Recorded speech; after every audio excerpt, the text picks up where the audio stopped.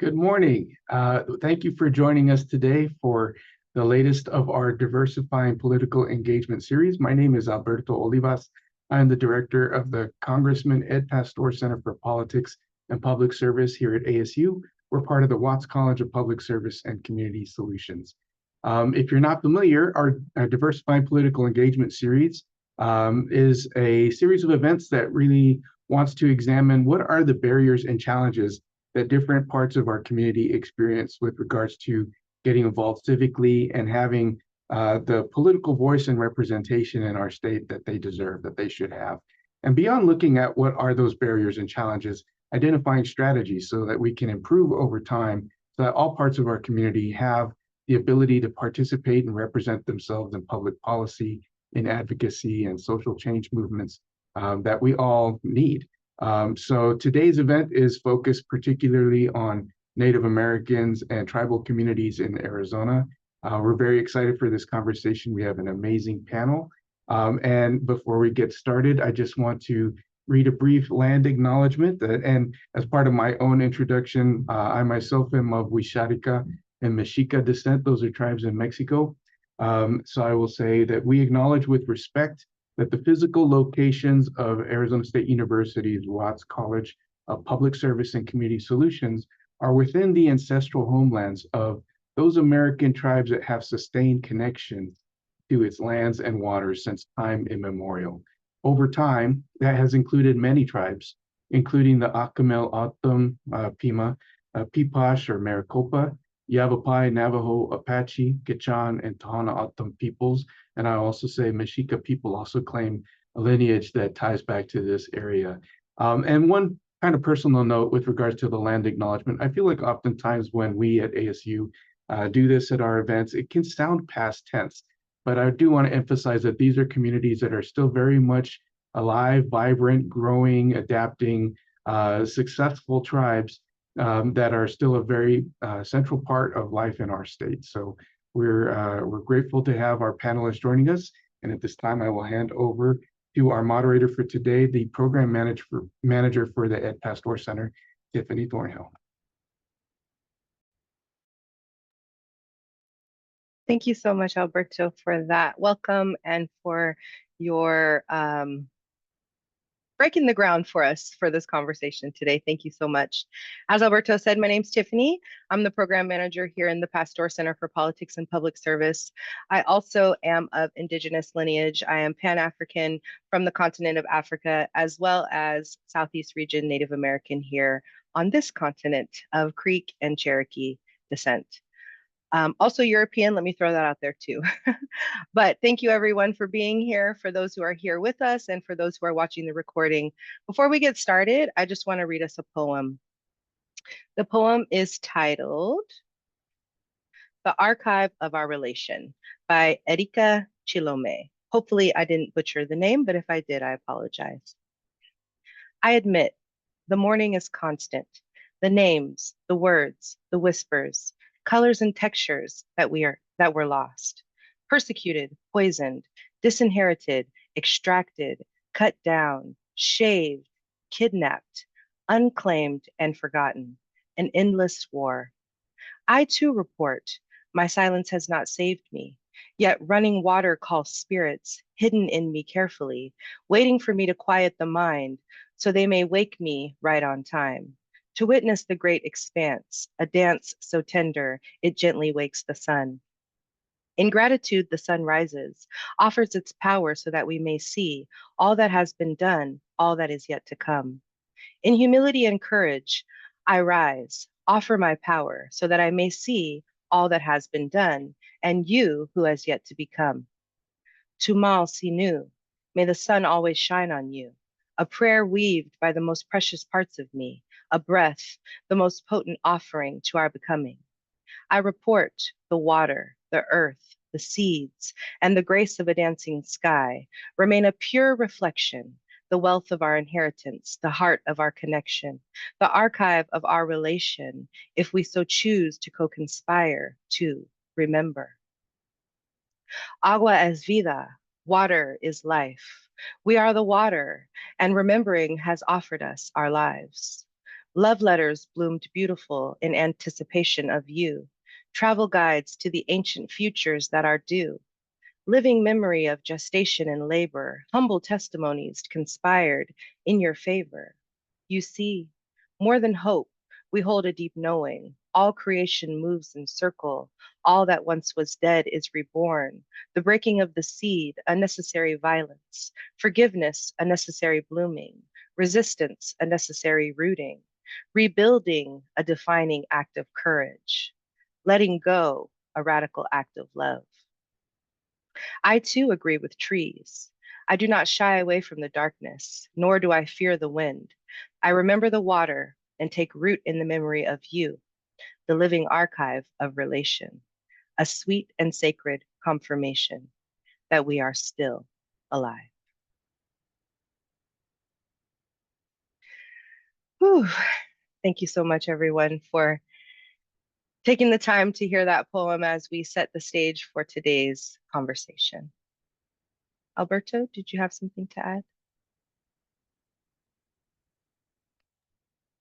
No, I think that was an excellent poem to kick off the conversation. So I leave it to you to go ahead and introduce our panelists, and let's get right into it. All right, thank you so much. All right, without further ado, let's get started on our webinar here. We'll go ahead and start with our panelist introductions. I am your moderator today.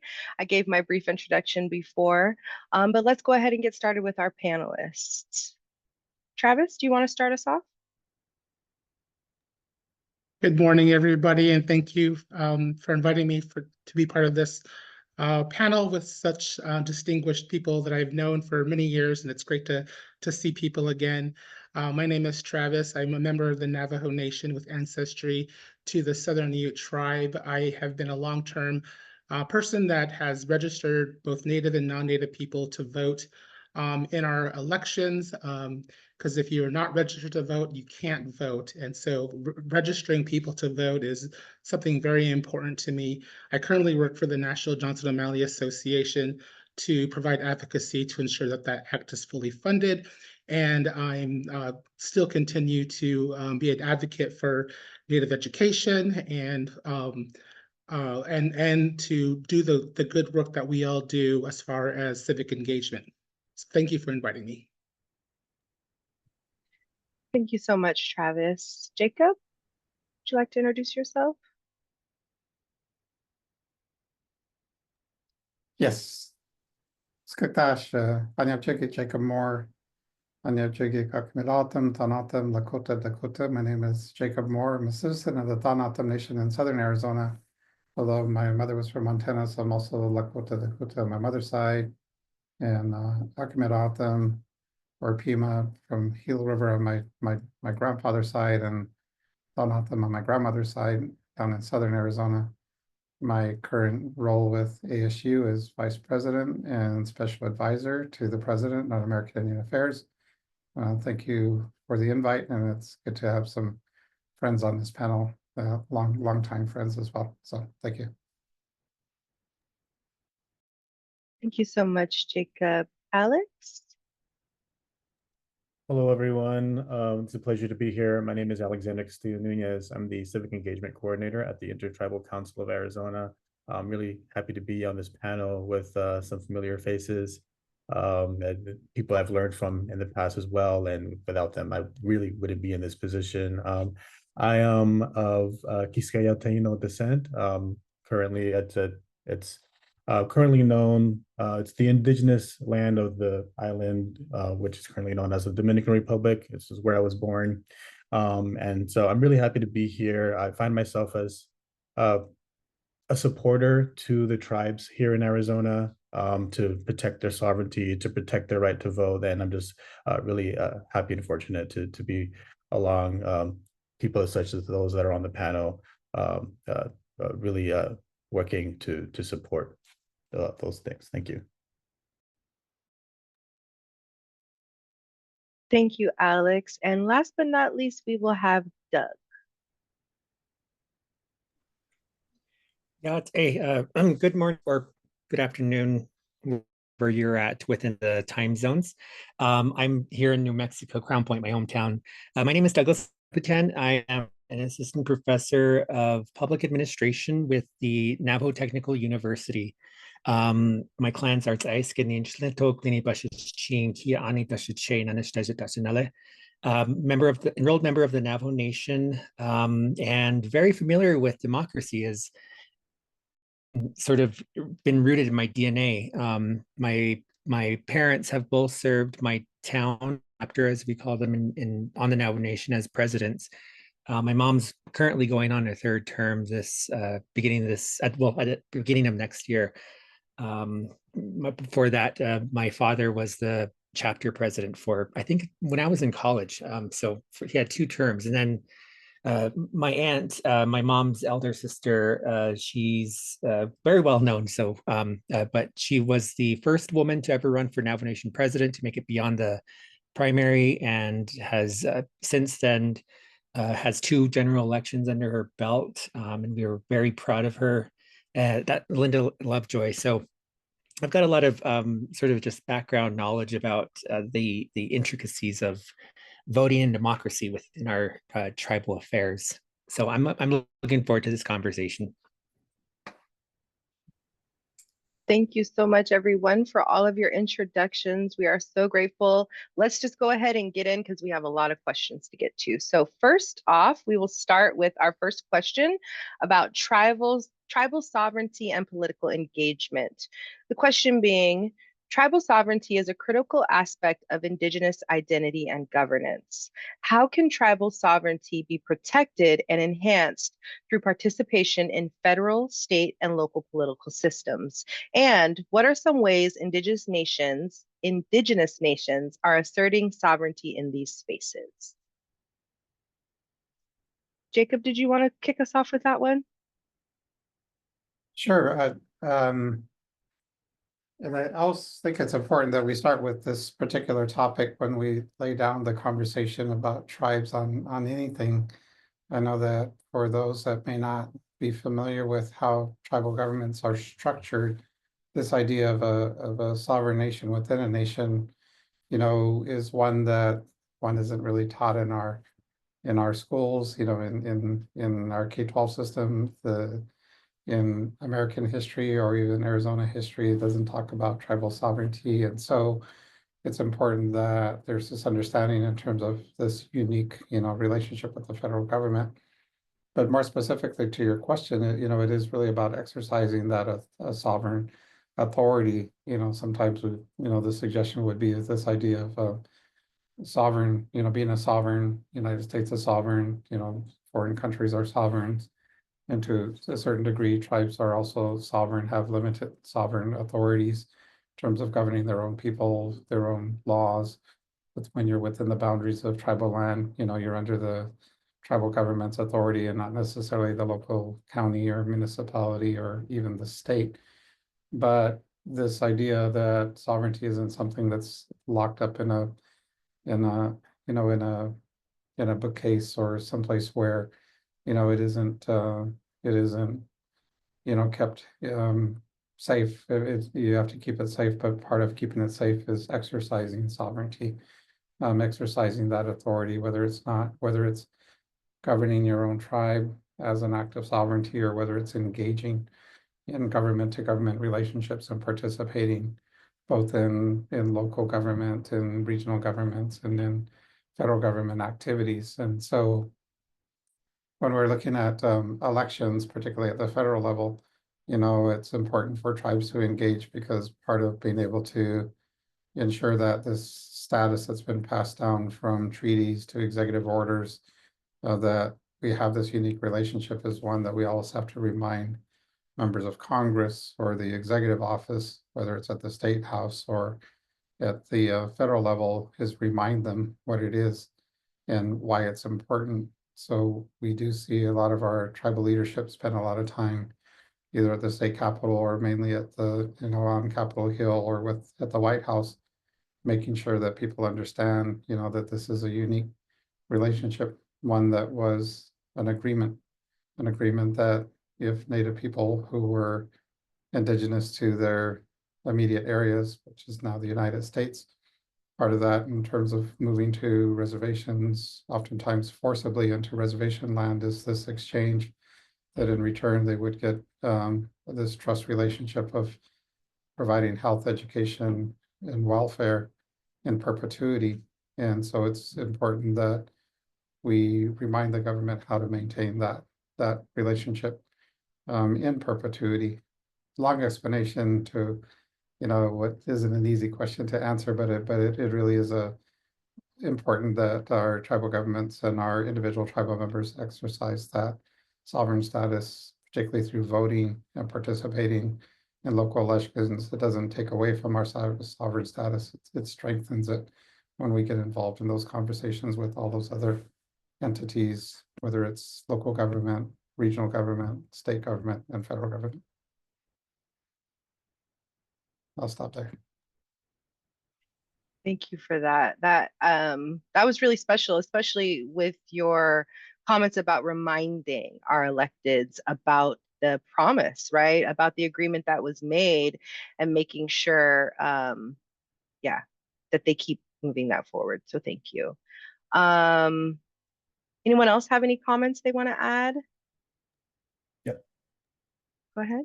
I just wanted to add some historical context. So when the 1948 decision in Arizona to allow for American Indians the right to vote, also in 1950 when New Mexico had gave the American Indian right to vote, there was a lot of misinformation and disinformation coming out that if American Indians voted in our electoral system, that they are challenging the sovereignty of our nations.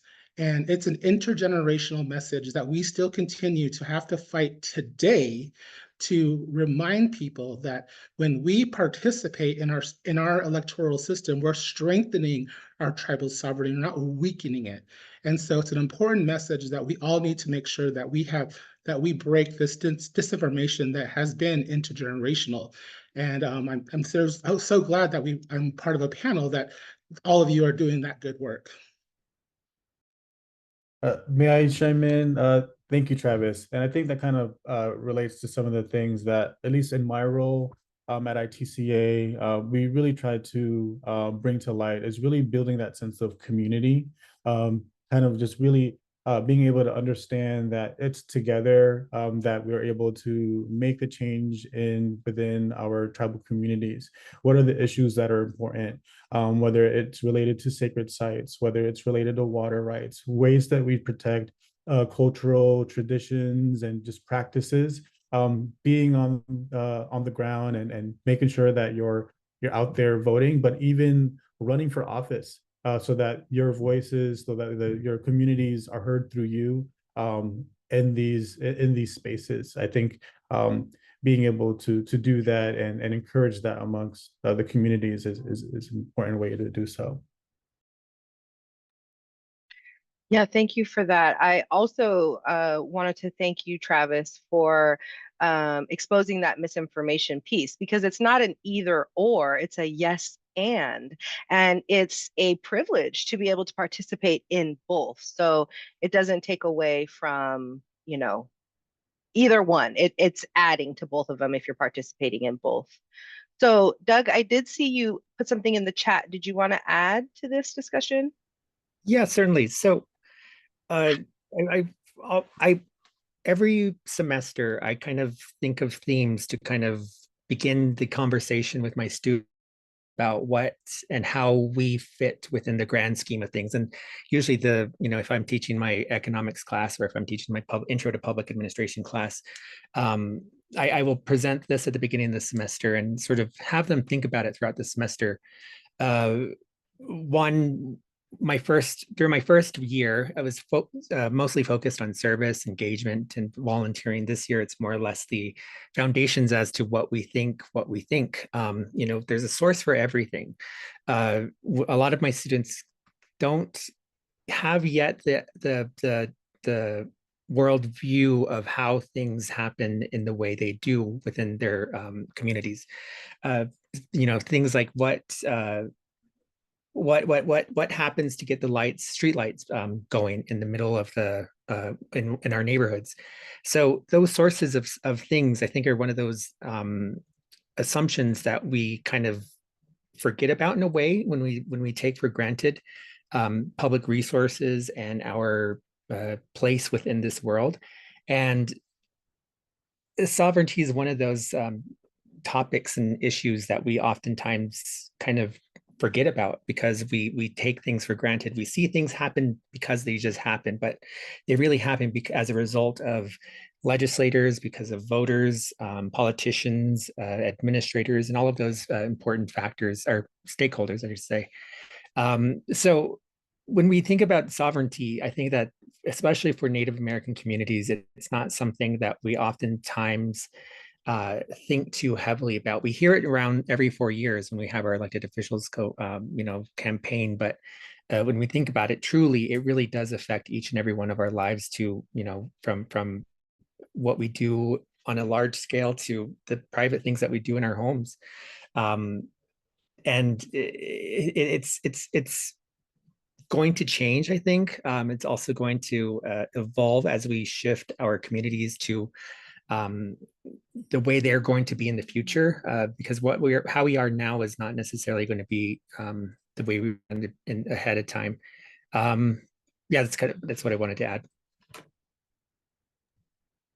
No, yeah, thank you. That was a great contribution. Oh, sorry. Go ahead, Jacob. I see you off mute. Yeah, I think there's other elements to sovereignty that it's important to think about, because one of the other ways to think about sovereignty is that we were sovereigns before we were called sovereigns. That we oftentimes kind of fall into this category of this apparatus in terms of how we engage with other governments, but the fact of the matter is that Indigenous peoples have been in their homelands for, centuries, or generation after generation. They were sovereigns and are still sovereigns. And so why we sometimes get, caught up in this idea of, well, state recognized, federally recognized tribal sovereign nations is that, and there is, this always kind of constant concern that, that the federal government could potentially take away that federal recognition status. It's happened before, it could happen again. But as I, in one of my previous jobs was doing the intergovernmental affairs for Salt River Pima Maricopas, oftentimes when we would meet with certain officials, we would let them know that our elected officials within our own community are our elected leadership, or in some communities, they also have their traditional leadership, that they're still leaders. Even if the federal recognition went away tomorrow, that doesn't mean that our leadership isn't our leadership and that our community is not a community.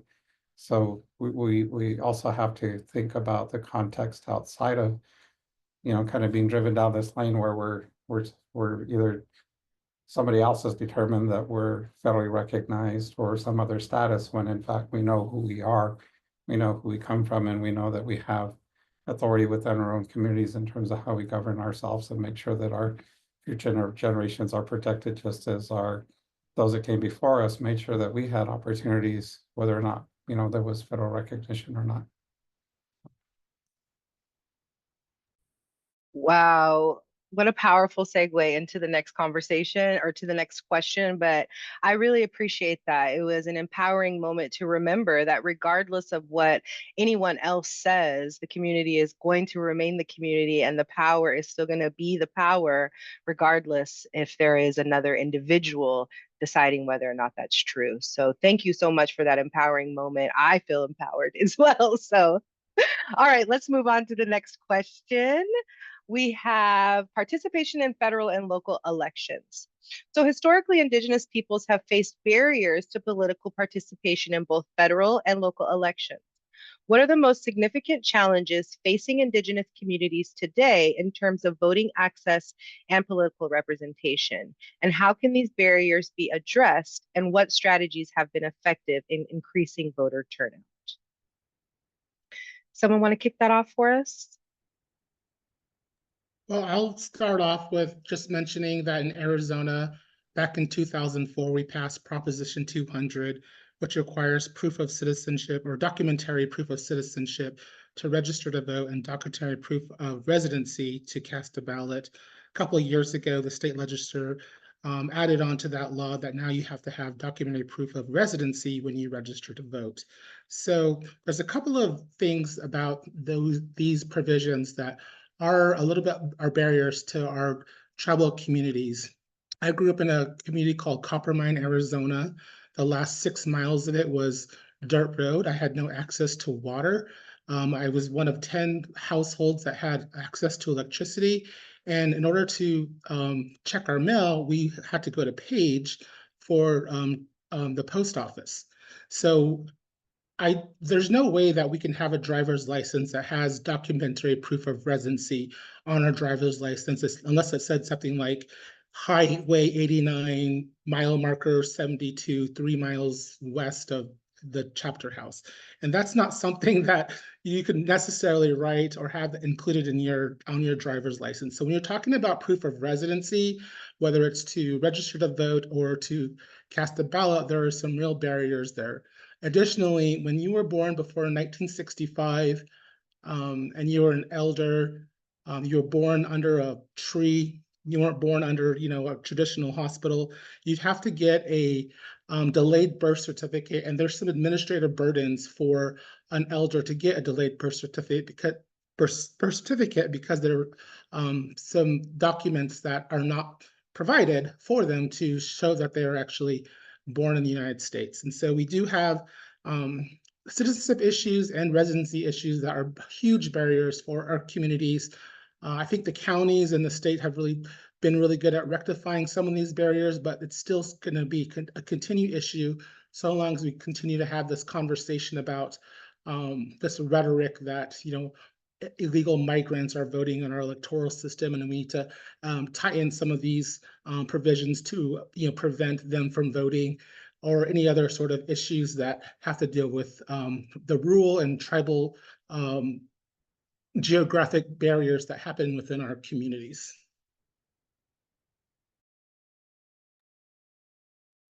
Thank you for that. That's really important to share that not only are these stiff immigration policies regarding voting affecting those who weren't born here, they're also affecting our tribal communities as well. So thank you for sharing that. Does anyone else have want to add to this? Doug? Tiffany? Yeah. When I first returned back home to work so before my time at NTU, I worked for the Division of Economic Development. And it was an interesting experience in terms of my professional development and career, because I saw a lot of the key differences. Because I mean, when you work for ASU, you are spoiled compared to working for the tribe. And that key difference is the technology that you're able to access and utilize for your work on an everyday basis. And this manifests from what we do in our workplace to how all of this information and how we interpret and function within the world uses technology. And the Navajo Nation, I always call it a carbon paper copy culture. Because a lot of our systems are still utilizing paper-based record keeping and processing, and I think that's one of the main issues is that we have a limited capacity right now for a lot of the technological requirements that we would consider for security reasons for voting and for access. Finding out information to see where my polling place is a challenge. Even just knowing what's on the ballot is difficult, because in those cases then you're responsible for making a big decision right then and there at the ballot box. So the ways in which we communicate and how we and those channels that share and move those communication messages along are really non-existent within the Navajo Nation.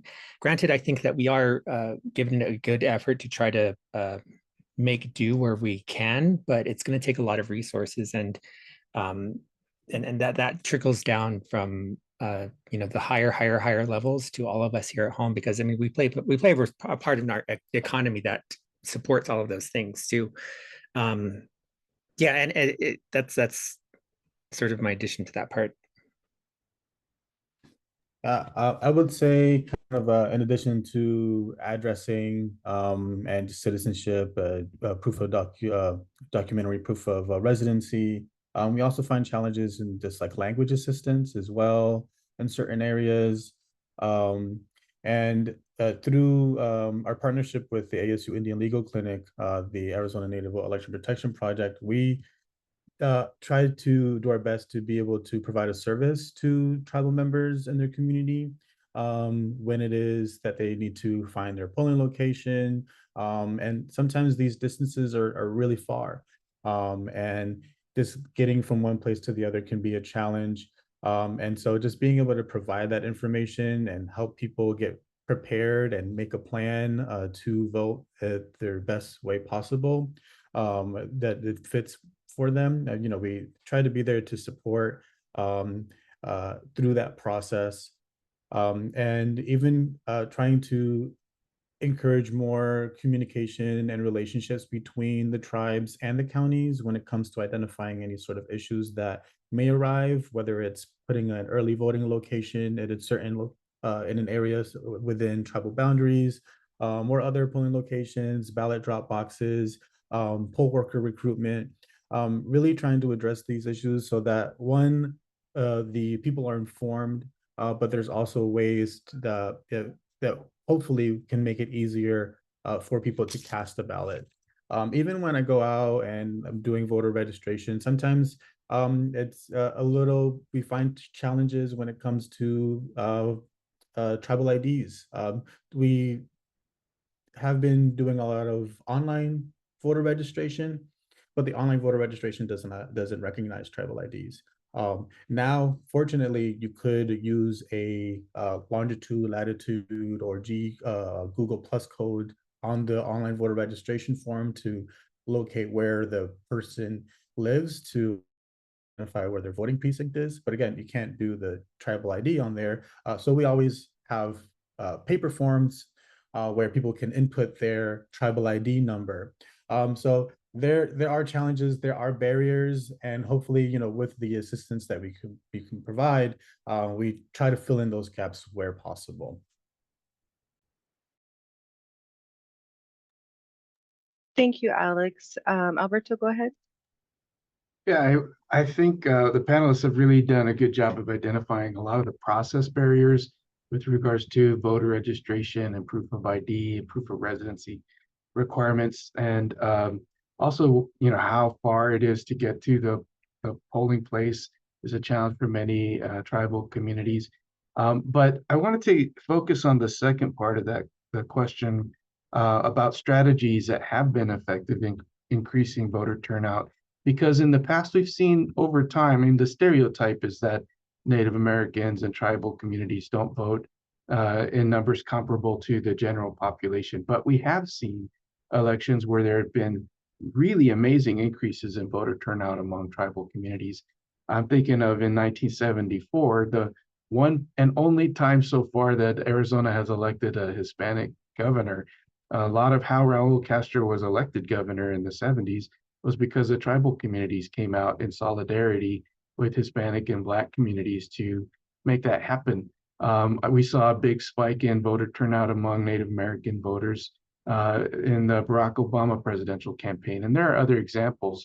But I think it's important to think about, despite all of the barriers and additional requirements that members of tribal communities often encounter with voting, there have been occasions where they have persevered through that to turn out in greater numbers. So I wanted to ask the panelists to reflect on what does make for increasing voter turnout effectively in tribal communities and for Native Americans in urban areas. What have we learned about what works for effective turnout for these communities? May I chime back in? I think personally, when it comes to really bringing in that sense of community, so what I've seen with tribes, they have native vote rallies, events that are geared towards voter registration or GOTV, really getting everyone involved together in the same space to get the same information, to learn about the same issues, and really make it an effort to decide or even just learn about what can happen to your community while with your family, your friends, your neighbors. To me, I feel it's really just being able to make this process exciting, make it a celebration. Like, we are here to vote on our future. You know, we're honoring our past, the way that we got here, and now how do we protect what we have? How do we serve our children and their children? Again, I think it's what I personally feel is really building that sense of community and really making it exciting, but also easy to understand. I think that's part of how you make it exciting, because once people can get it, there's more of an inclination that they'll they'll get on the bus and go to the polls.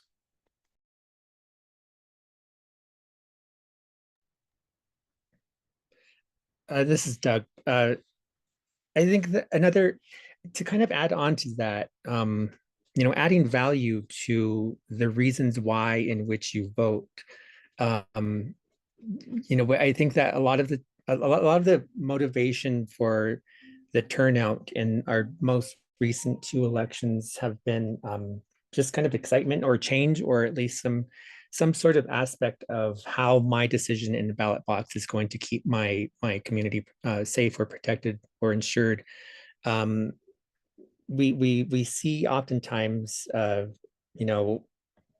lot of the things going around, happening around us are usually just kind of the status quo. So whenever there's something a little different, we tend to gravitate towards that. And whether it's, a new type of product that's available for consumption, to political, action, or a political person who's running for office, that value in terms of how we are invested within the process, I think, is part of that excitement and motivation to participate.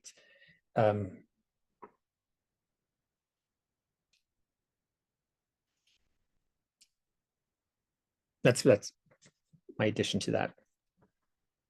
Alberto? This is Jacob. I'll jump in, and part of this too, I wanted to go back even further. I know your question is what motivates folks to come out and vote right now. I'll get to the question, but I was fact checking myself before I started answering some of these questions. But I did want to go back. I'm probably the older member of this group, so I can't tell you that I was there in 1912 when Arizona got statehood. On what is it, February 11th. At least my grandparents were probably around at that time, and it wasn't until 1924 that the federal government passed the Indian Citizenship Act. So even though, Native people existed in North America, what became the United States, they didn't even get citizenship until 1924. And then in 1928, Peter Porter and Rudolph Johnson from Gila River, attempted to vote, and they were denied the ability to vote, even though they were citizens of the U.S., along with being citizens of their own tribal communities. And so we do have this dual citizenship status. And I went to the federal court, the Supreme Court in Arizona, and the case was called Porter versus Hall. And it was determined that Native people didn't have the right to vote because they were under federal guardianship. So they weren't technically citizens of the state of Arizona and didn't have the right to vote. What I've heard in terms of some of those scholars that have talked about that period of time was that, it was, voter suppression, in that if you think about the early statehood in 1928, is that we still outnumbered the settlers, that were moving into the, what was now Arizona.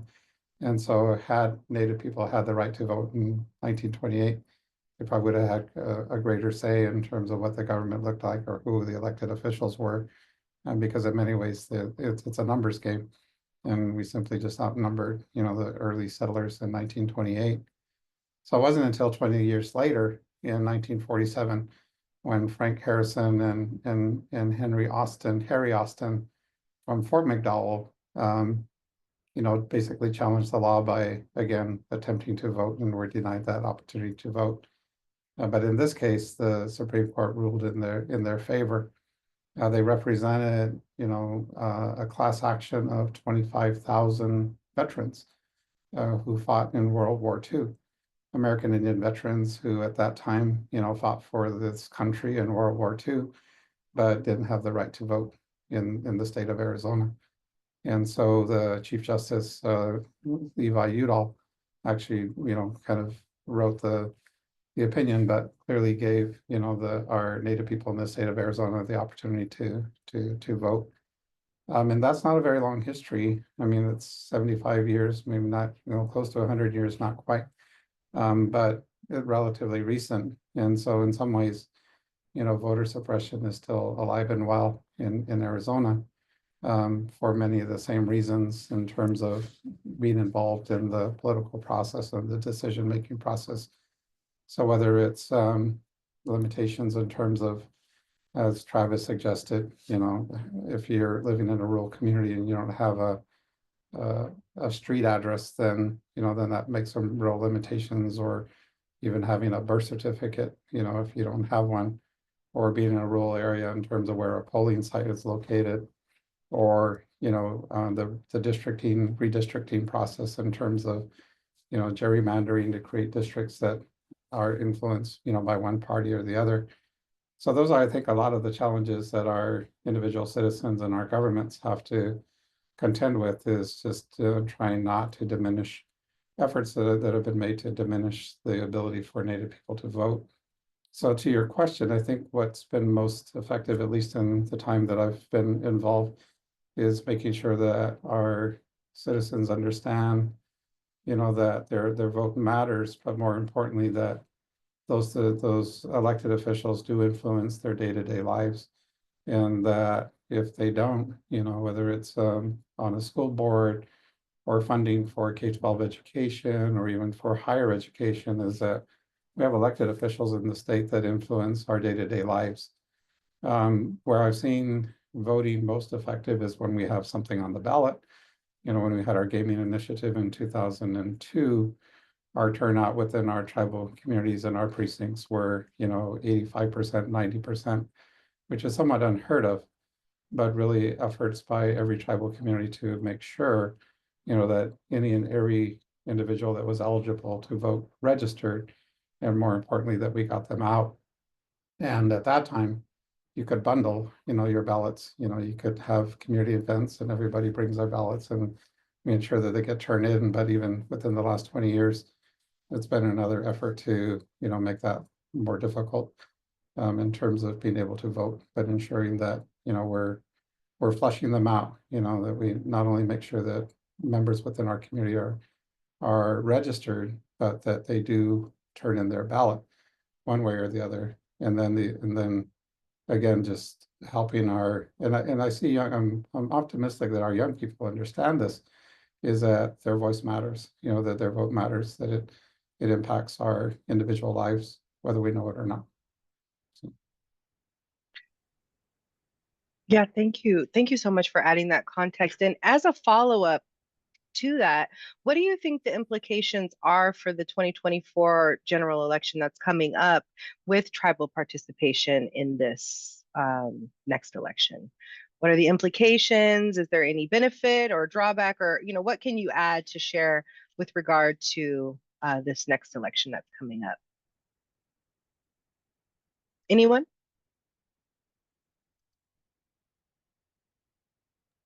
Well, I'll speak up as just being a private citizen of what my priorities are and why I am electing to participate in this electoral process.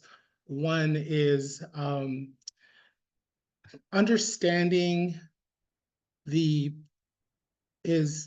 certain policies that are being proposed and are propositions, or certain policies that are proposed by our candidates, are important to me on a personal level. And so that's the reason why I'm going to vote. I don't want to get too much into the weeds of what's inspiring me to vote, just because I want to stay nonpartisan. But a part of it is how do we create policy to increase voter participation amongst our American Indian people? How do we increase funding for public education? How do we increase resources that address climate change? How do we think about topics about some of the social issues that are going on within my community? I live a block away from downtown Mill Avenue in Tempe, and there's a lot of addiction going on. And we sometimes are not confronting that issue as a round of community education outreach. We're not doing enough for prevention. We're not doing enough for treatment access. And so those are some of the important topics for me and how I'm going to decide how to vote for this election.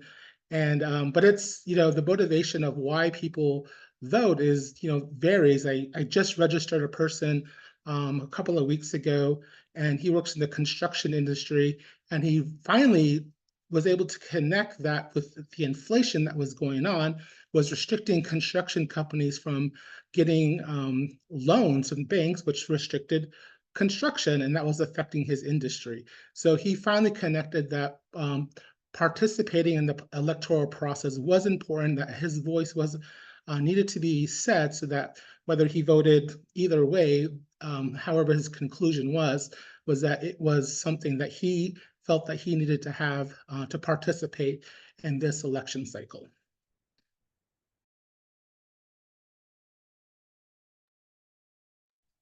Thank you for that, Travis. Does anyone else want to add any to the follow-up? Yeah, so what I can interpret that, and for my worldview is, we're looking at a place where ethics are really going to be an essential component of public administration. We've had a history of dealing with ethics in a lot of different ways. Having the understanding of what is right and wrong in those gray and shady areas are oftentimes something that we look back on and think, oh my gosh, we made those decisions. Why did we do those things the way we did then? The Navajo Nation right now, there is an effort to recall our current president, and keeping and upholding the accountability towards our elected officials is one of those essential components of democracy. Because there's a lot of sayings out there about the delicacy of our democracy and how it could take, how it could be lost just simply by a loss of a leader who may think otherwise, who doesn't have our democracy in favor. So I think that's what a lot of the blocks and what I can think of in terms of what I feel is important for participating this year, and every year when we vote, is keeping up and upholding that honesty in our government.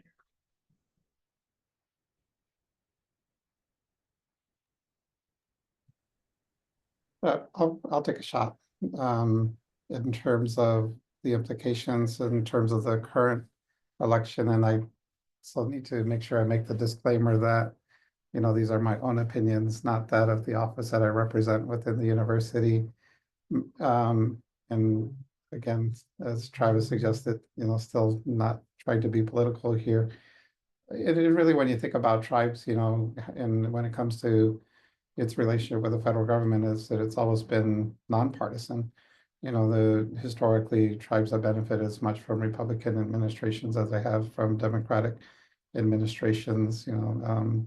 President Nixon, had a lot to do with the Self-Governance Act or Indian Self-Determination Act, and others over the years that have participated in a variety of ways that have been beneficial.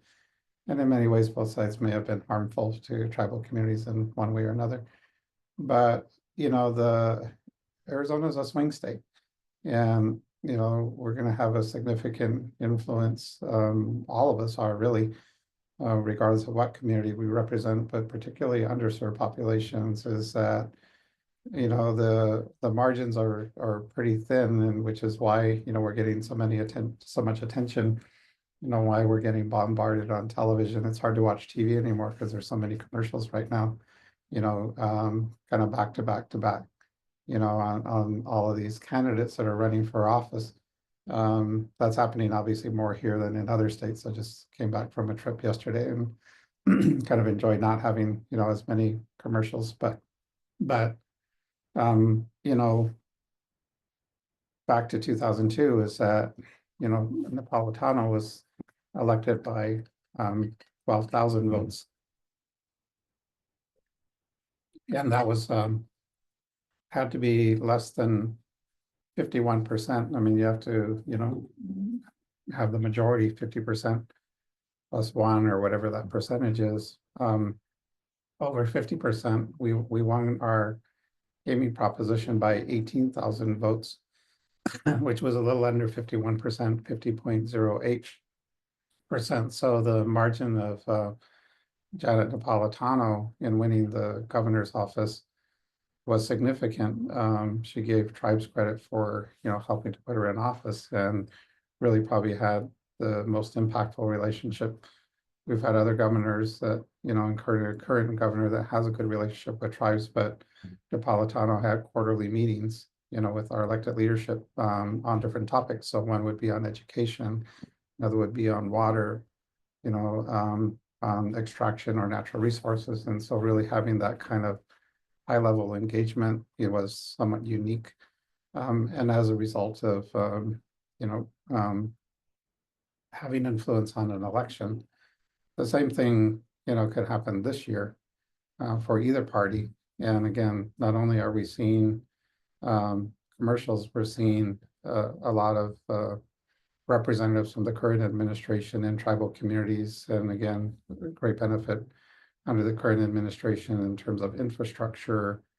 A lot of this, I think, really came to light as a result of the pandemic, but had always been there in terms of lacking broadband, water infrastructure, food insecurity, access to good health care. Those have always been issues, but right now there's money, available to our tribal nations and communities to help support those. And so,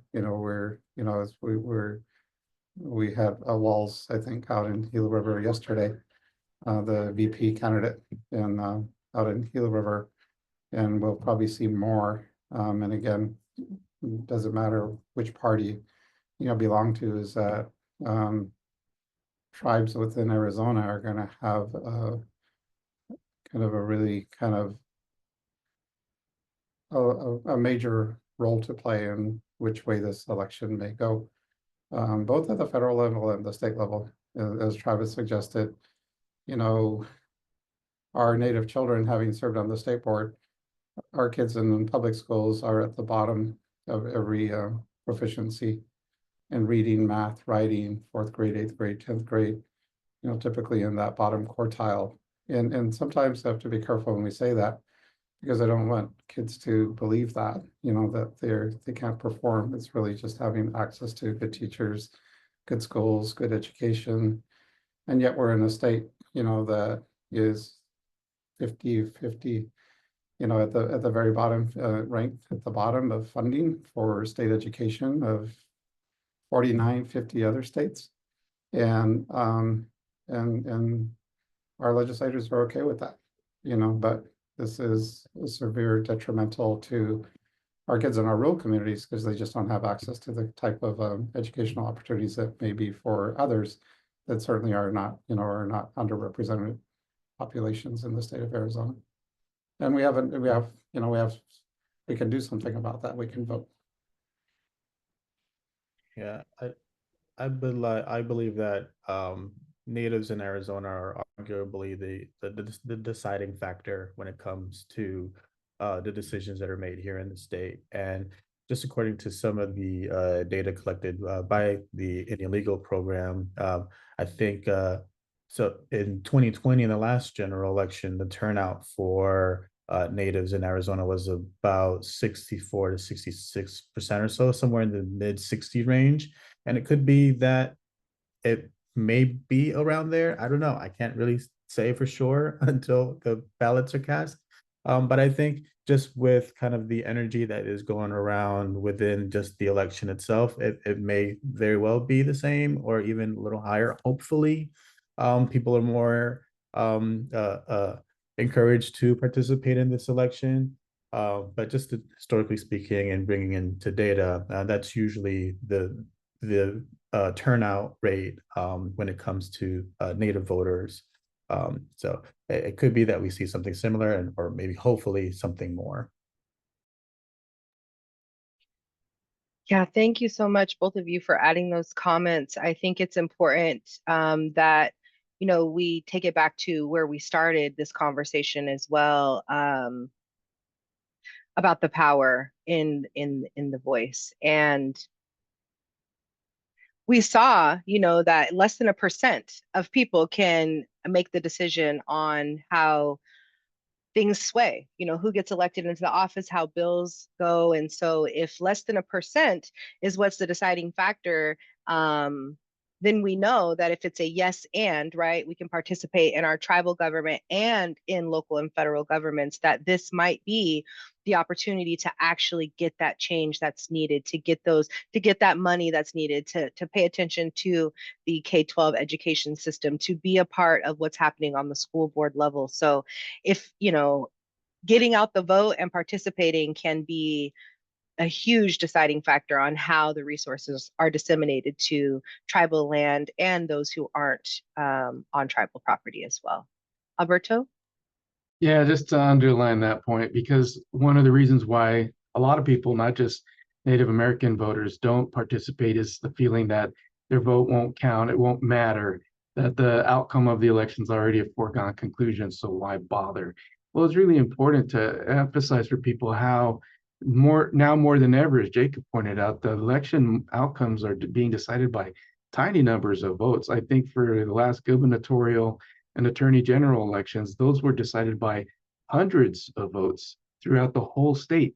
How many more times than that registered voters do we have among tribes in Arizona? Way more than that. And just recently in our state primary, the Congressional District 3 outcome was decided by 39 total votes, not 39%, 39 people that voted that day as opposed to not voting that day, swung that election in a way that I think a lot of people found surprising. But yeah, for statewide elections, some of these outcomes are decided by hundreds of votes. So a minor increase in turnout among Native voters has in the past and will likely continue to be the deciding factor, as Travis also mentioned, in a lot of these outcomes.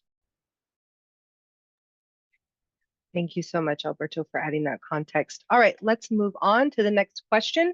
This one being about political representation from tribal and urban perspectives.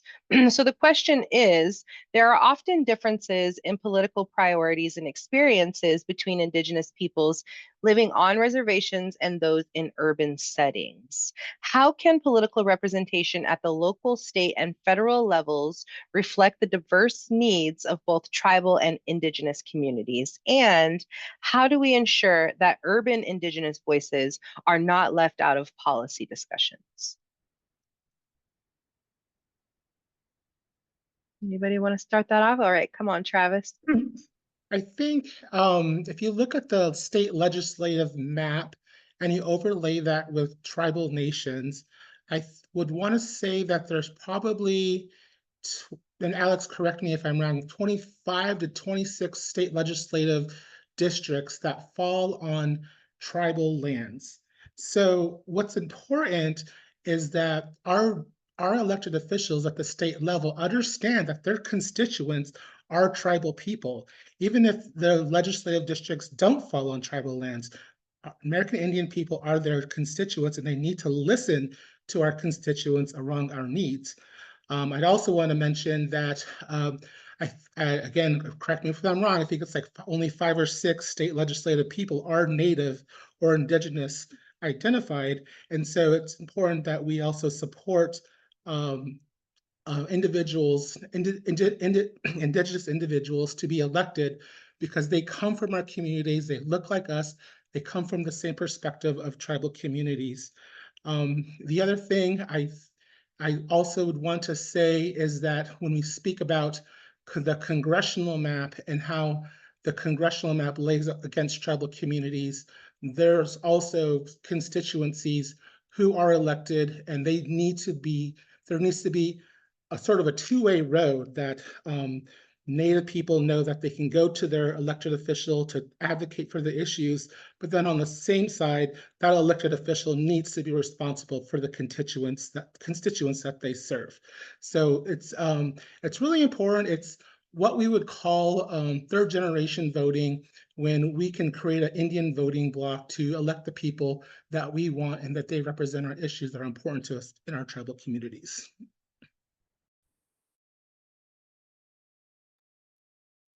Thank you for that, Travis. Did someone else have any contributions to this question?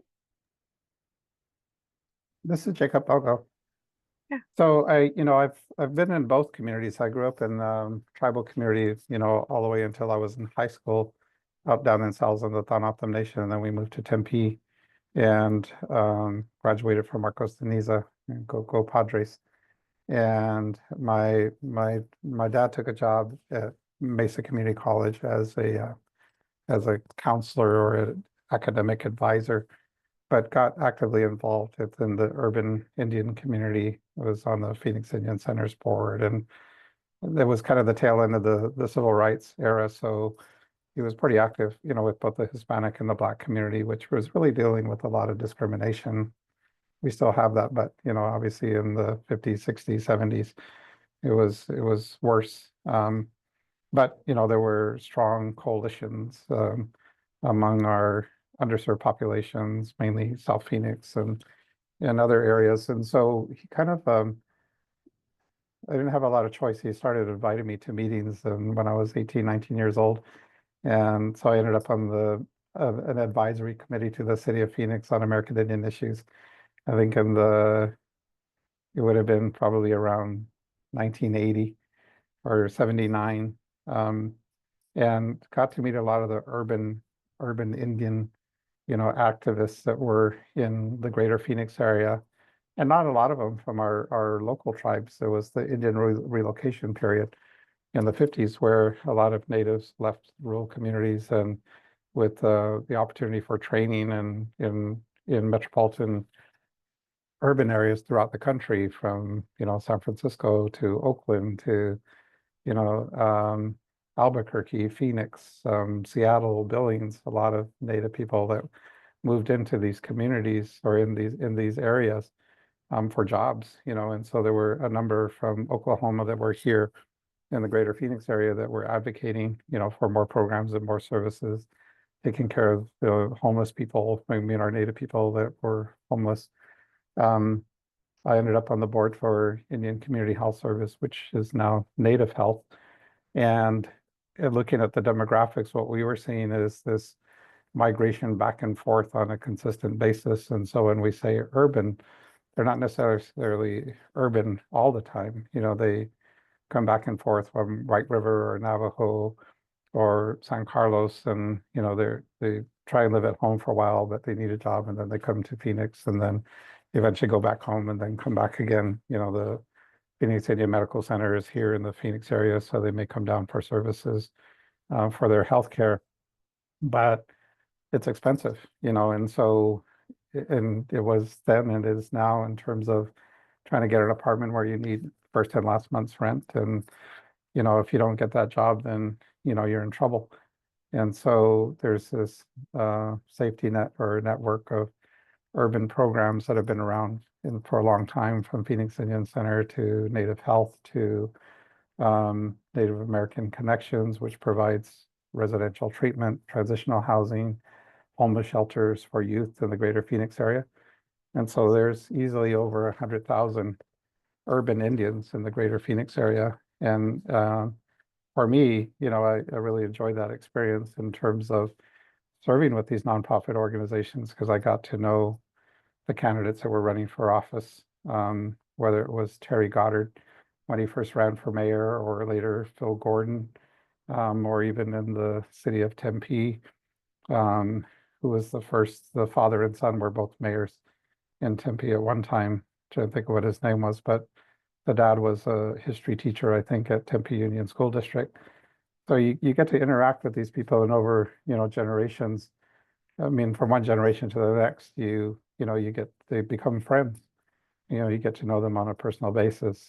Terry Goddard's dad, was, I think, a governor at one time, and, he's still around. And so it's a bit of a misnomer to say urban versus tribal, even though we do that amongst ourselves. Is the fact of the matter is that it's sometimes the same demographic, but also the same socioeconomic, low education attainment, high poverty, really looking for opportunities for jobs and to take care of their families, which is not different within their own tribal communities from where they come from. But I think this idea of getting to know your local politics is always good for your family, but also that resonates back into our own communities. So I'll stop there. Yeah, I agree with both Mr. Moore and Mr. Lane. I do think that in addition to encouraging people, in addition to filling these local, state seats, whether it's board of supervisor, whether it's recorder or other local seats, I think it's even kind of finding ways to help urban population, urban Indigenous folks to speak at either council meetings or at the state legislature when there are bills that are being heard, really helping them through the request to speak process, so that there is more representation when these bills are brought to the floor and they're open for more discussion and opportunity for people to speak on how those bills may impact their communities and their families. Thank you so much for those contributions to the questions. Great answers. So at this point, we do have time for questions and answers from the audience. So I've looked in the Q&A section and I don't see any as of yet. So if you do have any questions for the panel members, please do use the question and answer function and we'll go ahead and get to that if we see them come through. But we will just keep going since we don't have any in the Q&A section. So our next question is around the crisis of missing and murdered Indigenous people. So the question is, the MMIP crisis has brought national attention to the systemic neglect and violence faced by Indigenous communities. How can political engagement, both within tribal nations and broader electoral politics, be used to raise awareness and influence policies to address this crisis? And what role do elected Indigenous officials play in advancing these efforts? Anybody want to kick us off on that one?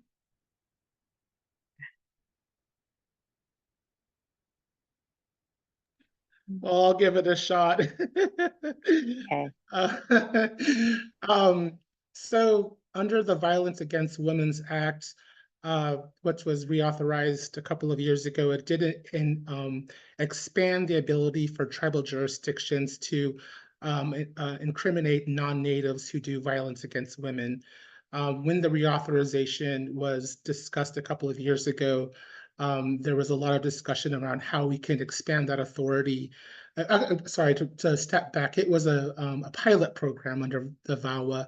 And then when they were talking about the reauthorization of it, they were talking about not turning it not to a pilot to an actual program, so that tribal jurisdictions would be able to incriminate non-native people that do violence against women. But then there was also a discussion about expanding that authority to children. I had a conversation with someone out of the Secretary of State's office about a week ago, and one of the issues is that when it comes to human trafficking, there's not a lot of federal or state law where you can talk about incriminating someone who's part of a network of human trafficking. So there's an issue about having some policies that can be in place where we can incriminate people who are part of a network of human trafficking versus just the violation against that particular person, particularly women. So I think that needs to be part of the discussion moving forward. And then, of course, just the incredible way that our Indigenous people throughout the United States have been putting this on the forefront of as an issue has been amazing, and there's probably a lot that needs to be more done so that our elected officials can listen to them and they can start having these conversations to build better policy. But I'm also understanding that a lot of that human trafficking work is happening at the casinos. And so we need to also have maybe a more discussion with our tribes about how we can mitigate or attack that issue at the tribal level.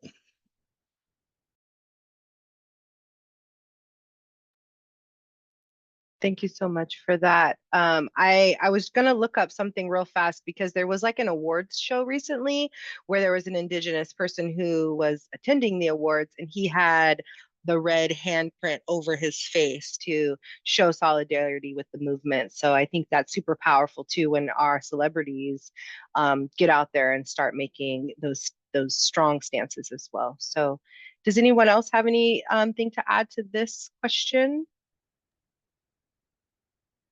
Yeah, this is Jacob. I'll jump in here too, because I think also where Travis went is a good place to start.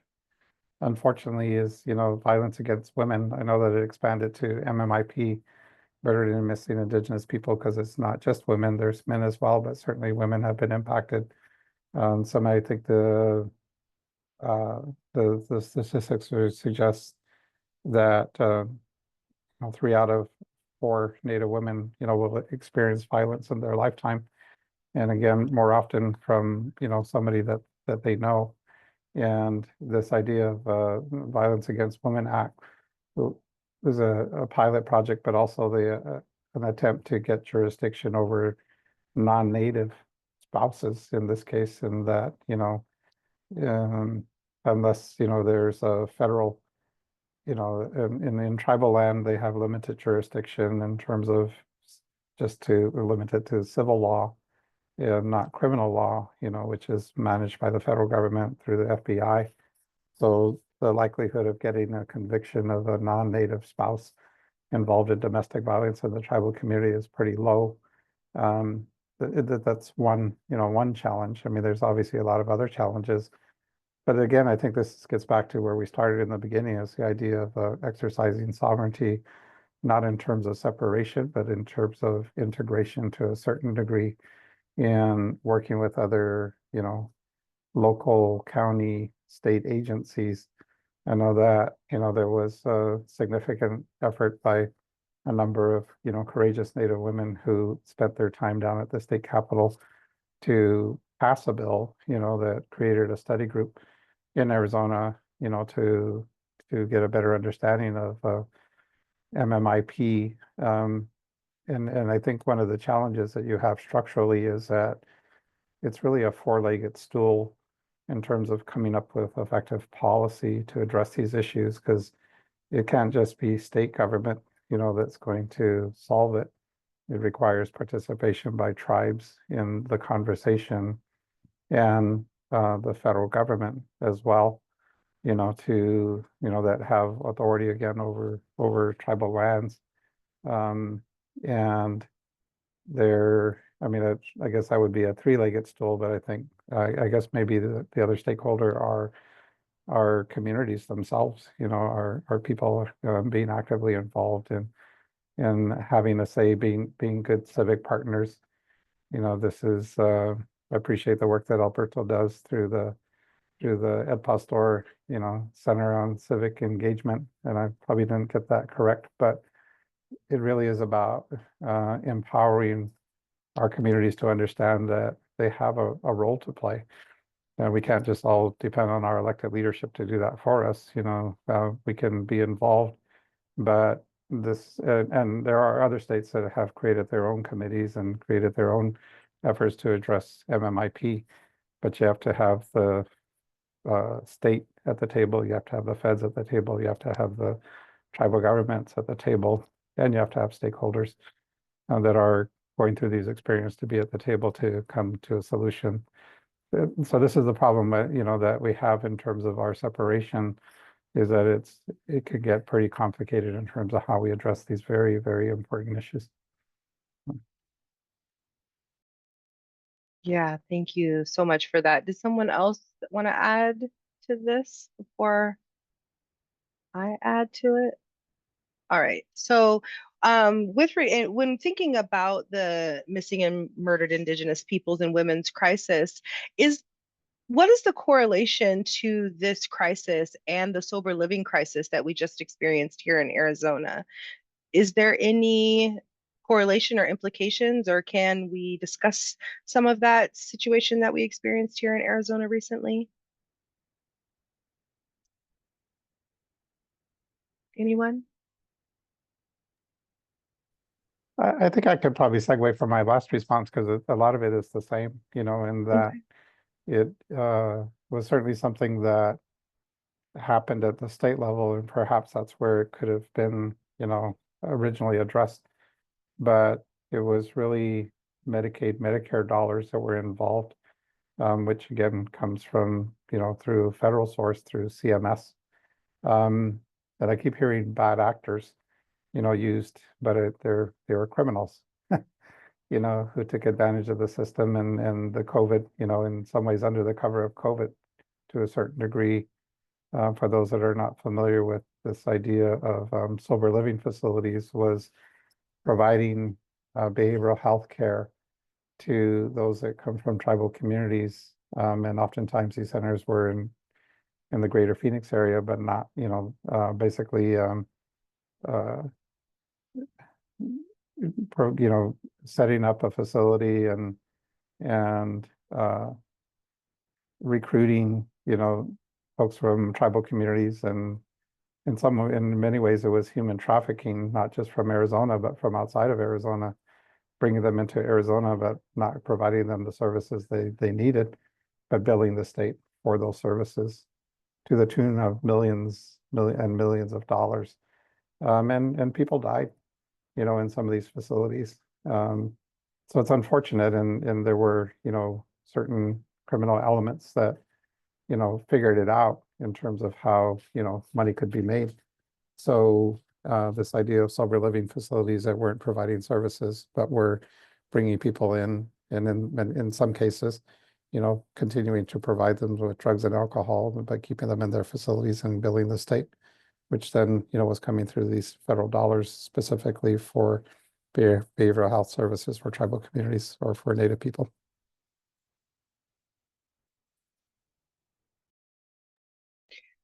Yeah, thank you for adding that. I definitely, I have degrees in social work, so I have a pretty good understanding of what was happening in that situation. And it's pretty sad that we saw folks that were being brought here from New Mexico or from the Four Corners area, from those tribal communities down here to the Valley, and sometimes left with nothing.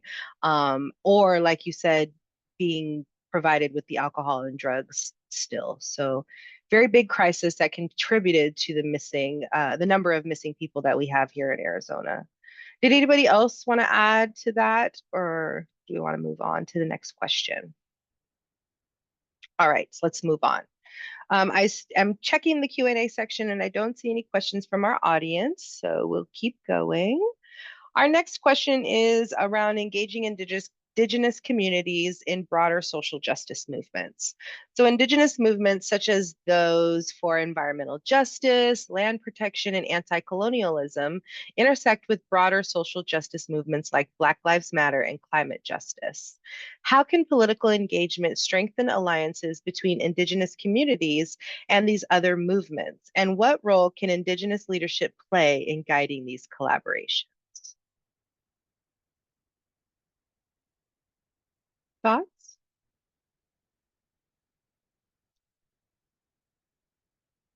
I guess I'll go again. All righty. I think the larger social justice issues do affect tribal and indigenous people. There's this term called BIPOC that was kind of a little popular a couple of years ago. I'm not sure that term is still used, but the I in BIPOC is indigenous, Black indigenous people of color. And so I think there was an effort to engage tribal communities or indigenous community or tribal people to be part of some of those social movements. But the problem was a lot of people still don't understand tribal sovereignty. They don't understand how tribal governments work. They don't understand tribal consultation. So when these communities were wanting to engage tribal communities, they didn't know how to do it. And so oftentimes they look to, organizations like Intertribal or, urban Indian centers to find that guidance. I will say that when the Black Lives Matter initiative was really popular a couple of years ago, there was a movement to defund the police. And when I worked for Intertribal, we were contacted by an organization that if we could support defunding the police. The problem is there is no funding for tribal law enforcement. The Bureau of Indian Affairs is the one that provides that funding. And if we were to defund that, we would not have any criminal protections in tribal communities. So it was a lot of education for many of these movements to understand how tribal communities work, and again, tribal sovereignty and tribal consultation. The other movement was when abortion came up, and when Roe v. Wade was overturned, they thought that many of the ways in which you can get access to abortion care is on tribal lands, which was kind of crazy. But again, these larger movements don't understand tribal sovereignty, and so they're very much ignorant about the way our decisions are made. So it's an upward battle to be a part of some of these large social movements, because we're not engage in a proper way unless that movement wants something from the tribal community. It's not an ongoing relationship. So that's where we really need to work to improve some of these social movements, to include the tribal or indigenous voice.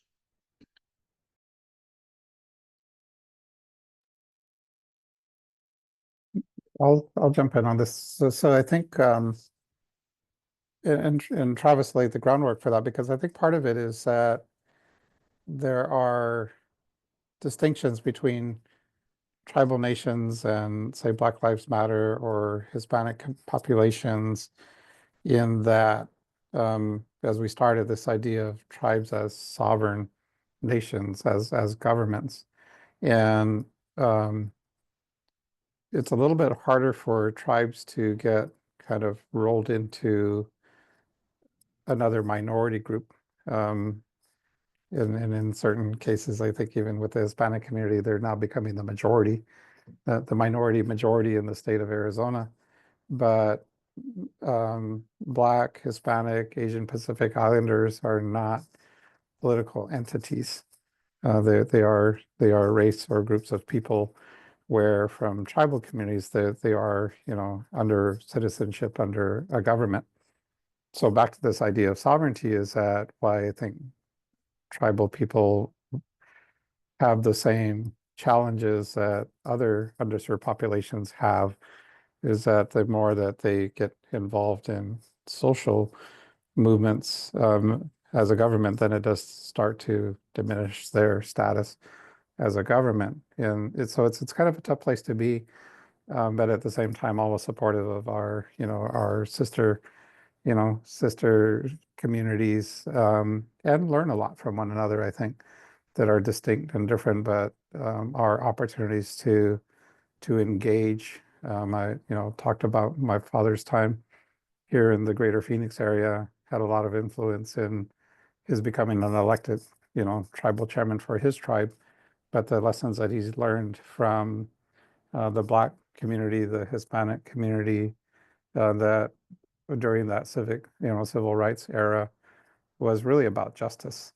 And so sometimes we do have to kind of take off our lens as a tribal government, but recognize that the social justice issues that we have, or injustices, are not different than other communities, and lessons that can be learned in terms of, I'll use the university, for example, is in those early days in the 60s and 70s, Los Diablos and other organizations within the university that really advocated for Arizona State University to, one, have more scholarship money, to bring in more Hispanic students. Again, President Coe was the first to say that ASU wasn't representative of the communities that it served. It was predominantly white students, and so a real effort to create more diversity within the university.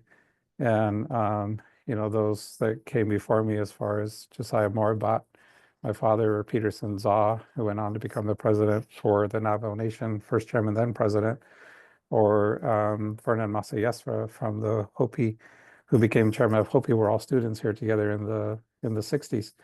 But they were learning from Los Diablos and others and how to advocate and how to develop political power and influence on institutions like universities, which in many ways I benefit from today, not just myself personally, but the programs that we have are a result of that effort to understand civil unrest and justice where there are injustices, that we can learn from each other, whether we're tribal communities or Black Lives Matters or others. And so, in some ways, just as Travis suggested, this idea of being a signing a letter sometimes is hard to do, but we certainly saw, and there was this kind of double whammy between the pandemic and our communities being hit hardest, and then the George Floyd incident and Black Lives, the creation of or the increase in Black Lives Matter across the country, which then led toward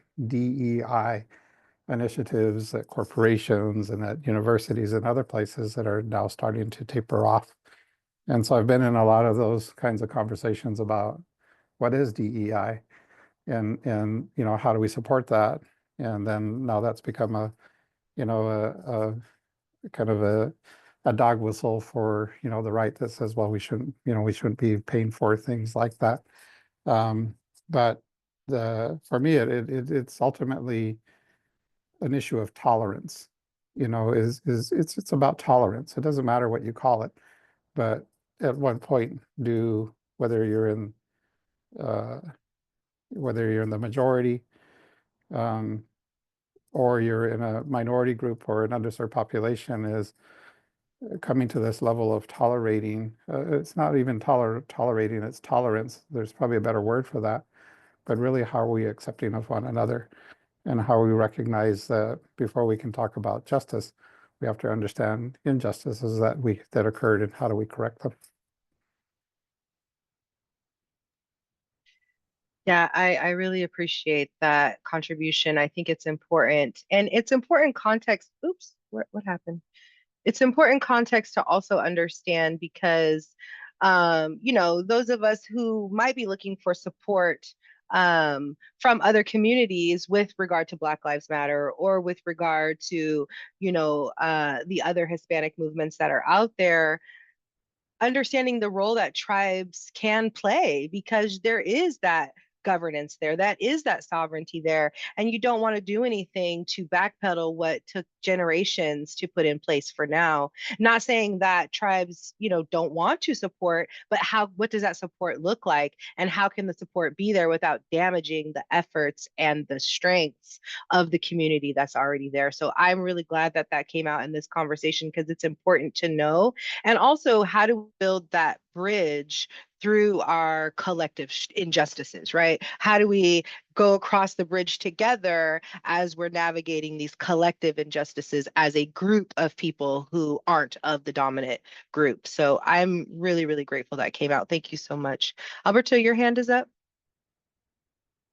Yeah, I'm really enjoying this conversation. It's very thought-provoking, and a lot of implications for future political and social change priorities.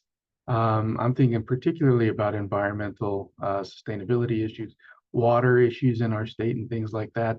But I wanted to flip the question. So beyond looking at how can Native communities be incorporated in these broader social and political movements, I wanted to ask when and how can tribes and Native communities increase engagement of other communities in advocating for issues that affect them directly. In particular, I'm thinking of the Save Oak Flat movement and how they have tried in different ways to raise awareness among non-natives about that issue and try and get other people to support what they're trying to do with protecting those lands. So when is it appropriate, and how can Native American community members and leaders and organizations and tribes better engage the broader community in supporting issues that have particular impact on their communities?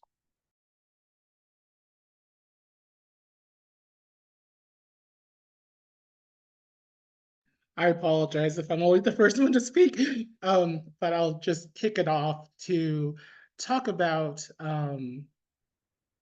movement and its relationship with foundations. So foundations don't fund tribes. Tribes don't have the money or resources to do that type of outreach to get the broader community support of their issues. So I think there is a conversation around nonprofits, maybe institutions of higher education, maybe foundations or other sort of funding elements that could support tribes in their efforts to expand their outreach to the non-tribal community to understand what's the experience of them and how they can support it. Foundations fund things like pet harmfulness prevention. Foundations, fund things around some interesting, I think, Jacob, I think you can talk about your experience on the board of the ACF and what the ACF funds, but, the foundations don't fund tribes.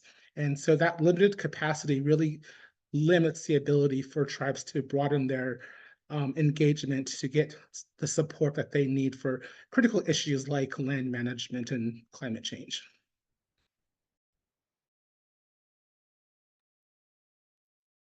Thank you for that. Does anyone else want to add to that follow-up question? No? Oh, Jacob? Yeah, a couple ways to think about that question. One is that, again, having served on the State Board of Education, I was a lay member to the state board. I went there, really excited about the idea of policy. I'm a policy nerd, it's kind of my jam. But I was also disappointed that it was more about politics than it was policy. Particularly when you have an elected official as a superintendent, I would advocate, and again, my personal opinion, the superintendent should be appointed. It should be one of the cabinet members versus an elected official. It just doesn't, it creates its own problems. But with that being said, I also didn't want to be pigeonholed as the Native representative on the board, and that and my communities are certainly important to me, and probably the reason why, how I got there.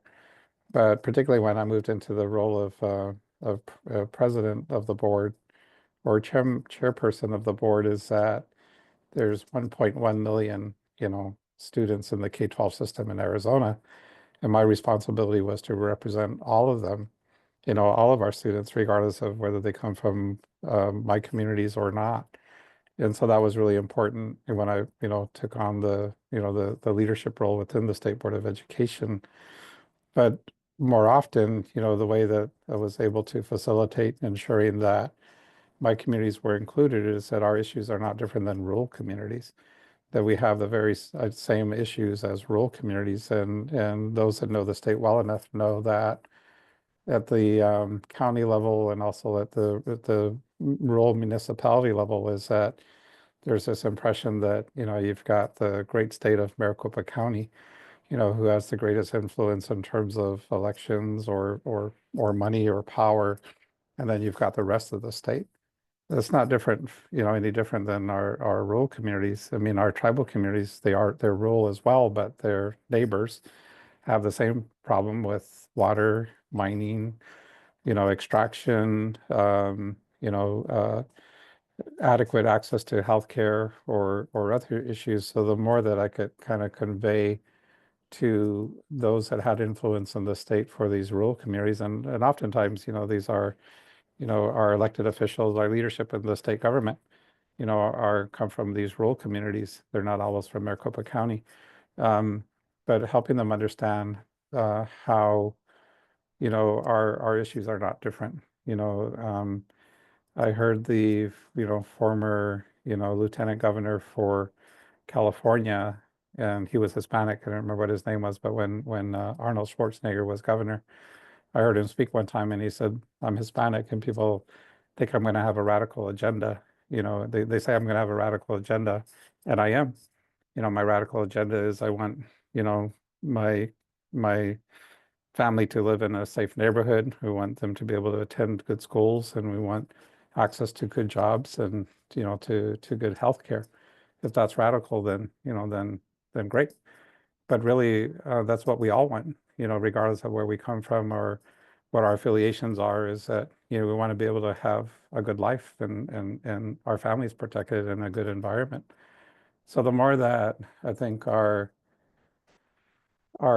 tribal nations can, help our neighbors understand, that if we're protecting a river, we're not just protecting it for ourselves, we're protecting it for everybody. Or if we're protecting certain areas within our communities, it's for future generations.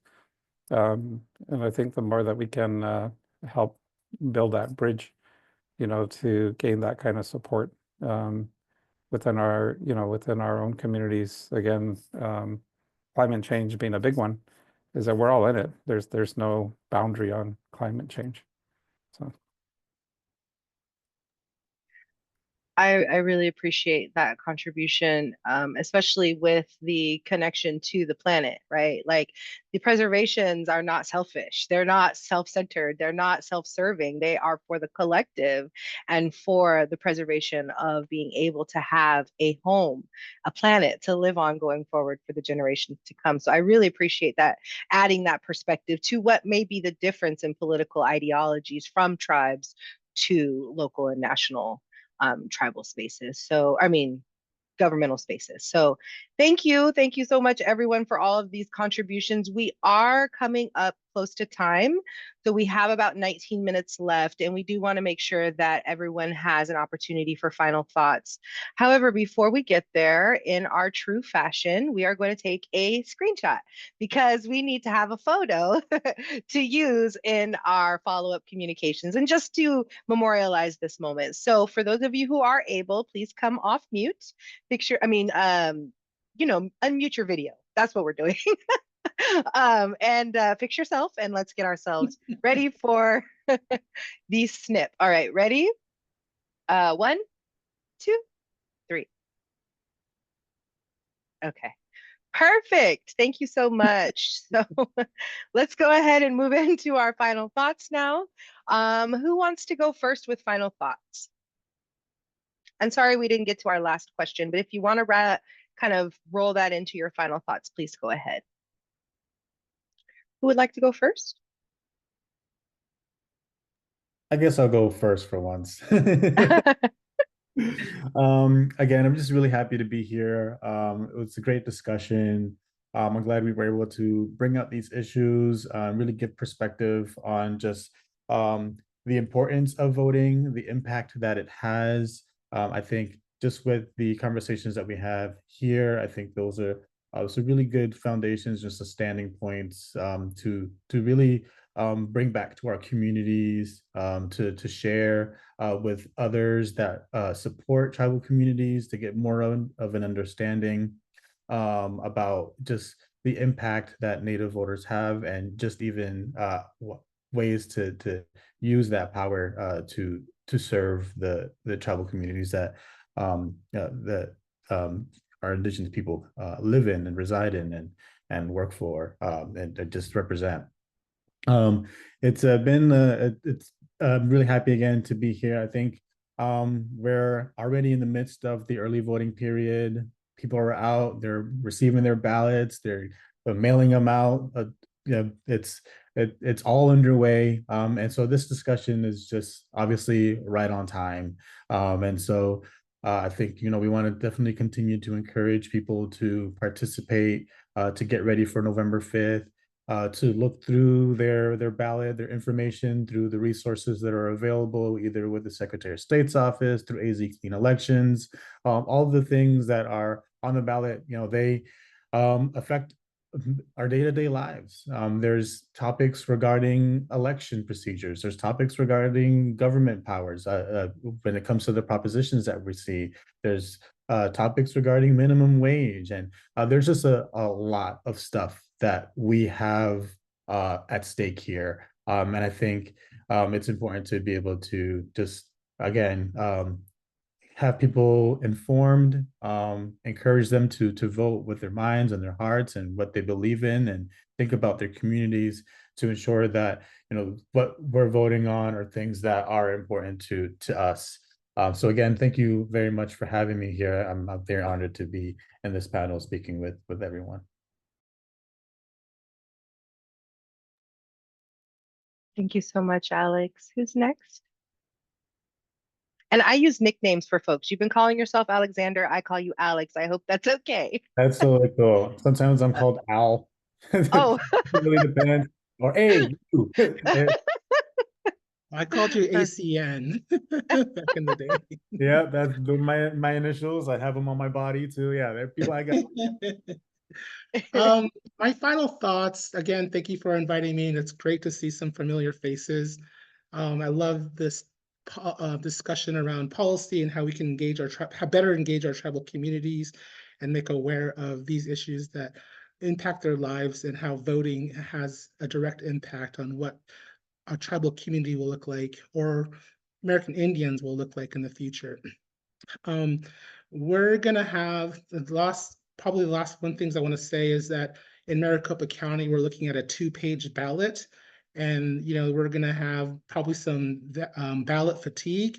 And I just would encourage anyone and everyone to take a look at all of those questions, all of those candidates, and make sure that you cast a ballot from local elections, state elections, and federal elections, and to just to make sure that your voice is heard on all levels, because your voice does count and can make a difference between having someone that you want to be elected and someone you don't want to be elected. Like Alberto said, 39 people can make the decision about who is elected in office.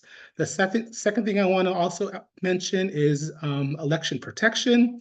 ACN and participation with the Arizona State University College of Law has a great election protection program. There's a hotline, but just make sure that you know your rights when you go to cast a ballot. If you're in line at 7:00 p.m., you should be able to cast a ballot. And there's a whole bunch of other voting protections that you are guaranteed to. And if you're in a ballot box where your vote is denied, that's absolutely something that should not happen. If you are there, and if you have the right ID, if you are there on time.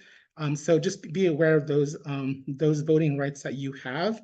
And then I think relationships like having with ASU, with Intertribal, with the Navajo Nation, and if we can gather a bigger coalition to discuss these issues, then I think we can really be an Indian voter bloc in the coming elections, and we will vote in people that look like us, who come from our communities, and that we can vote people that understand our issues and will advocate for issues at whatever level they are at. So thank you very much. thank you so much for that. Doug? Yeah, so I want to say that I really am looking forward to the participation this year. I feel like it's going to be significant and large, because we do and have candidates in place that will directly represent our communities. What we do in the ballot box represents a huge cycle of a series of events that occur that affect us back in our everyday lives. And it's important for us to really understand the complexities of all of that and the systems that are in place, so that we are better equipped to make good decisions again when we return to the ballot box in a couple of years again. So, staying informed, staying engaged, staying educated, and sharing that education, truthful education, with other people is going to be important for our democracy, because we see the repercussions of those things occurring today, whether it's on the news or at the grocery store. We see the actions of our decision in the voting booth on a daily basis. So those are my final thoughts. Thanks. I guess that leaves me, right? Yes. So the question was future of Indigenous political leadership. What does the future of Indigenous political leadership look like? I really enjoy being able to be at the university, not a young man, but being around young people, is inspiring and motivating even for me to know that, we're in good hands with the next generation. and, you know, oftentimes I get to have conversations with young people who are looking for ways, you know, to become leaders. And as I, you know, as I had that type of mentorship through my father, was just get involved. You know, I think we always have we're always our worst enemy when it comes to talking ourselves out of something because we don't think we're ready. But, you know, the only way to get ready is to get involved and get engaged. And so, much like my experience, being able to join a board, you know, for a nonprofit organization, they're like training wheels. You know, you get to make decisions over budgets or financing or human resources or new programs and services to benefit those that are in greater need. You know, you get to be part of the decision-making process, but at least you got training wheels. You know, you're one of 7 or 8 people that might be, you know, helping an organization grow. And so it's a good way to learn along with, you know, your academics or other ways that you're, you know, you're becoming empowered incrementally over time. You'll develop your confidence. You'll learn what the issues are. You'll learn how to articulate, you know, the community that you represent. I think for the most part, you know, a lot of, as a younger person, getting involved was to be that voice for those that didn't have a voice. That we know that there are people that are in need within our communities that don't have that opportunity that we do to represent them. And so that I think that's always been the basis of, you know, my interest in terms of really thinking about how do you develop your own skills in leadership. So school boards, you know, county boards of supervisors, you know, go for it. You know, figure out how you can build your own base and become more active, and your community will be there for you. Is important. I appreciate all the work that Travis and Alexander and our ASU Law School are doing around election protection. It's so important that we have this voice in this democracy. And then I think, you know, just to close out, you know, for my comments is again wanting to thank Alberto and Tiffany and Francis. And I want to make sure I get it right. So I'm going to look it on the screen as Pastor Center for Politics and Public Service, and for, you know, for putting this event together, and all the events that you do. You know, Verma Pastor, you know, was at the Department of Education and bilingual education when we used to have bilingual education, something that got outlawed in the state, which is really a disservice, you know, to how our kids can learn, not just Hispanic, but also Native American. Native American language courses are protected under federal law, but that doesn't mean that the state still tries to restrict this idea of bilingual education as a viable curriculum and the best way to learn English, you know, if you're, you know, if you have a root language that's not English. But, you know, Verma, who was Ed Pastor's wife, you know, my dad started in bilingual education before he became director of Indian Ed. And then when he decided to run for office, at the time, Ed Pastor was a county board of supervisor. And so they did a fundraiser for each other. I attended Ed's first fundraiser when he ran for Congress, and then Ed attended my dad's fundraiser when he ran for tribal office, you know, for at that time it was the Papago tribe, and under his administration revised the Constitution and took back their traditional name, you know, the Taunatam Nation. And so, you know, the Pastor's family always been great friends, you know, to my family, and Alberto and the rest of your team, you know, what a legacy you leave on behalf of Ed Pastor. I know he'd be very proud of the work that you do. So thank you. Yeah. Thank you so much for those very moving words, Jacob. And your comments remind me of a saying that the congressman loved. You can if you get off your can. And my interpretation of that is kind of what you were saying. A lot of this, you learn it by doing it. You learn it by just like plugging in somewhere, getting involved. I think seeking out mentors to help guide you and advise you along the way, asking for help. I know for a lot of us, that's not easy to do, to admit that you don't know the answers, or you're in trouble in some way with the things that you're trying to accomplish. But reaching out and letting people help you, I think, is really critical. But I think this has been a very inspiring conversation, and that's what we need, especially in times when people can feel really despairing and discouraged about the political issues and the way things are going.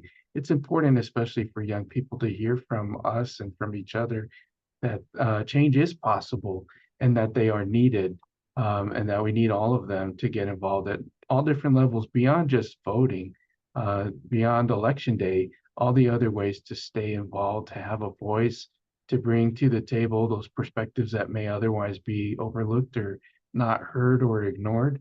So I just really appreciate all of you, your thoughts, the work that you're doing now and continue to do to advocate for all of us and for our state. Thank you, thank you, thank you.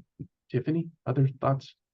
Yeah, I'll go ahead and give my final thoughts here. I also am just so grateful for all of your participation in this panel, for even allowing me to moderate the panel as somebody who comes from multiple races and identities and still trying to find myself, being stripped of all of that.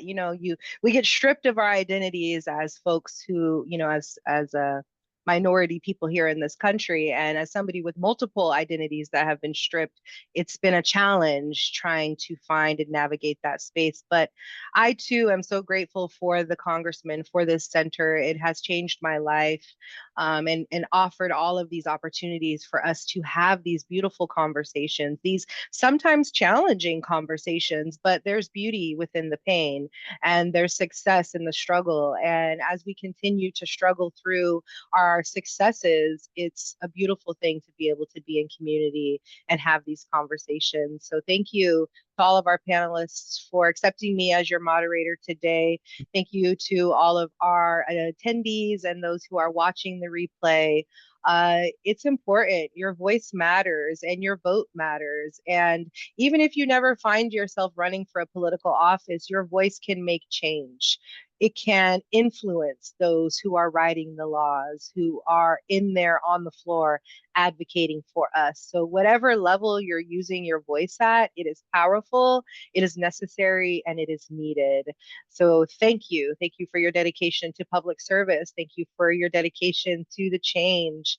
And thank you for the dedication to preserving our planet for the future generations to come. So this talk will be uploaded on YouTube soon.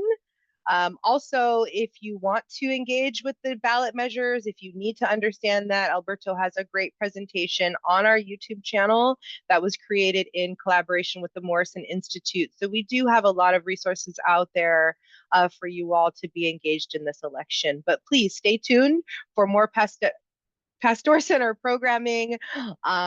We are here and committed and dedicated to the future of this movement. Jacob, you had another thing? Yeah, I was just going to say, make sure you vote. Yes, make sure you vote. All right. So, Alberto, did you have a final thought before we head out? No, just thanks again and have a great weekend, everybody. Thank you, everybody. Thank you.